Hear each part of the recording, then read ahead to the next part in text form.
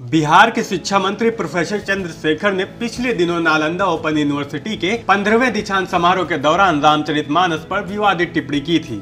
उन्होंने इसे नफरत का बोने वाला और देश को बांटने वाला ग्रंथ बताया था।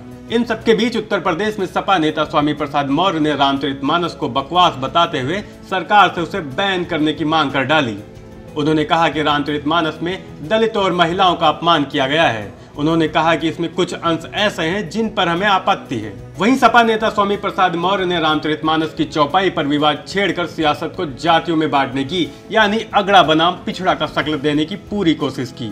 लेकिन यहाँ सवाल अब यह उठता है कि क्या इसी बुनियाद पर समाजवादी पार्टी और आरजेडी 2024 के चुनाव में बीजेपी की हैट्रिक को रोकेगी, या फिर 2024 के लिए समाजवादी पार्टी ने कोई अलग ब्लूप्रिंट तैयार किया है। इसे समझने के लिए अखिलेश यादव के उस बयान को समझते हैं जिसमें उन्होंने कहा था कि देश में बहुत सारे दल हैं जो जातीय जनगणना चाहते हैं। इसके लिए समाजवादी पार्टी आने वाले समय में गांव-गांव जाकर लोगों को जागरूक करेगी।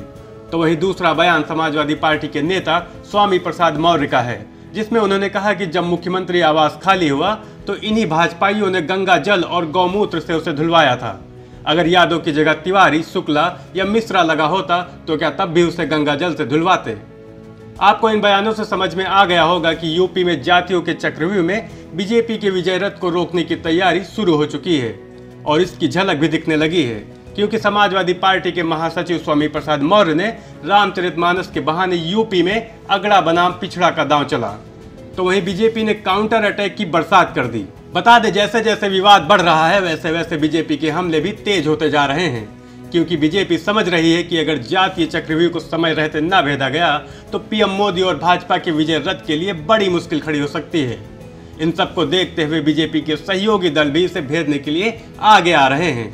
यूपी में कैबिनेट मंत्री संजय निषाद ने स्वामी प्रसाद मौर्य और समाजवादी पार्टी पर कहा कि धर्म के खिलाफ बोलने वाला अधर्मी होता है, और राम पर गोली चलवाने वालों और राम पर बोलने वालों का चेहरा लोगों के बीच अब आ चुका है। अगर सपा में ऐसे ही 2-4 नेता रहे तो बची खुची समाजवादी पार्टी जल्द ही खत्म हो जाएगी। वहीं अब 2024 चुनाव में यह देखना दिलचस्प होगा कि सपा की ये जातियों की राजनीति कितनी सफल होगी, या फिर बीजेपी इन सभी जातियों के बंधन को तोड़कर हिंदुत्व पर फिर से सवार होगी, या फिर प्रधानमंत्री नरेंद्र मोदी का चेहरा एक बार फिर से कमल खिलाएगा। ये तो आने वाले चुनाव में ही पता चलेगा।